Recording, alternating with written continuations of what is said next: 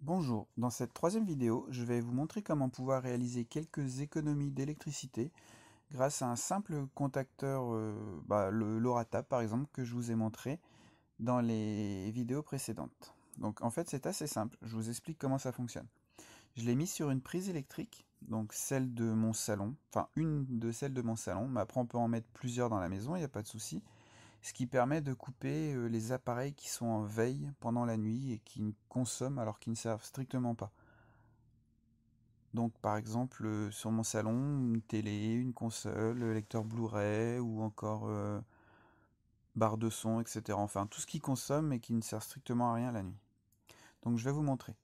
Pour commencer déjà, j'ai rajouté dans ma routine du soir, donc c'est celle-ci.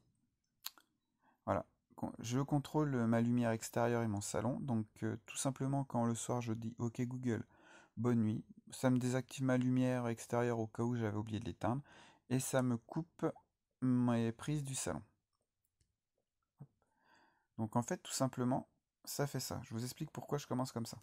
Ensuite, sous Smart Life, j'ai créé un scénario, enfin une automatisation de, de cette fameuse de ce contacteur.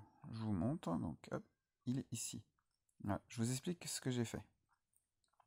Donc en fait, il a été coupé la veille quand vous l'avez demandé à Google, et en fait, tous les jours de la semaine, donc voilà, j'ai sélectionné 1 heure, 6 heures, parce que je me lève à 6 heures, donc à 6 heures, les jours de la semaine, donc lundi, mardi, etc. Hop, je recule. La prise du salon qui est ici. Bon bah là il est déconnecté, donc je ne l'ai pas encore installé. Donc voilà, s'allume. Donc je suis à la maison pendant 3 heures environ. Donc il y a un délai de 3 heures. Au bout de la troisième heure, la prise se recoupe. Ainsi, donc voilà, ça remet tous les appareils, ça coupe tout ce qui est en veille. Au bout de 5 heures, je reviens et je la remets en route. Je ne la recoupe pas là parce que bah, je ne sais pas exactement à quelle heure je vais me coucher. Donc c'est tous les soirs quand je dis à Google bonne nuit que ça s'éteint entièrement. En fait, je vais vous montrer, c'est assez simple à faire.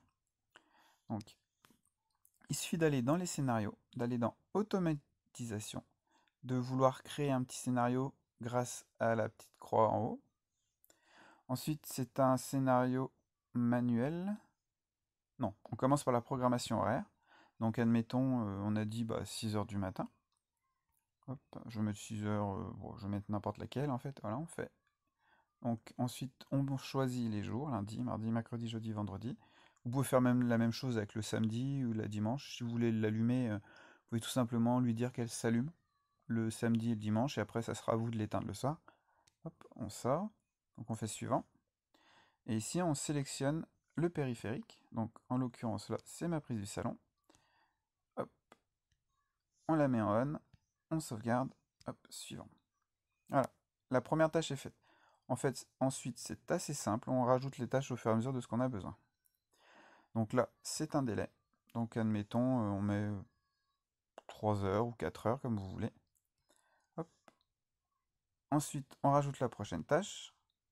On exécute le périphérique, la prise du salon, et cette fois-ci, on la réteint, on sauvegarde, on fait suivant, et ainsi de suite. Donc ensuite, par exemple, si vous voulez revenir le soir, comme moi, après 5 heures d'absence, vous resélectionnez un délai, vous remettez 5 heures, hop, et ainsi de suite. Vous pouvez en rajouter autant que vous voulez dans la journée.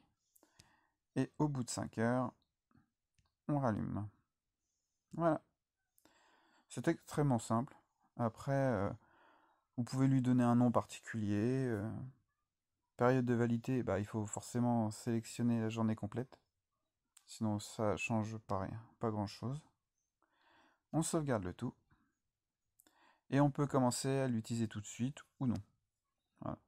Donc voilà. Ensuite, vous pouvez l'activer ou pas en faisant comme ça. Hop. Et voilà. Donc voilà. Merci de m'avoir suivi pour cette vidéo. La prochaine vidéo sera sur des contacteurs de volets roulants pour automatiser vos volets roulants. S'ils sont pas électriques par exemple, vous pouvez les électrifier avec des kits que vous achetez sur internet et je vais vous montrer un petit appareil assez simple d'utilisation et de branchement qui va vous permettre d'utiliser vos volets roulants avec ou sans télécommande, suivant le modèle que vous achetez. Et du coup, pouvoir le commander, créer des automatisations, etc. Allez, merci, bonne journée.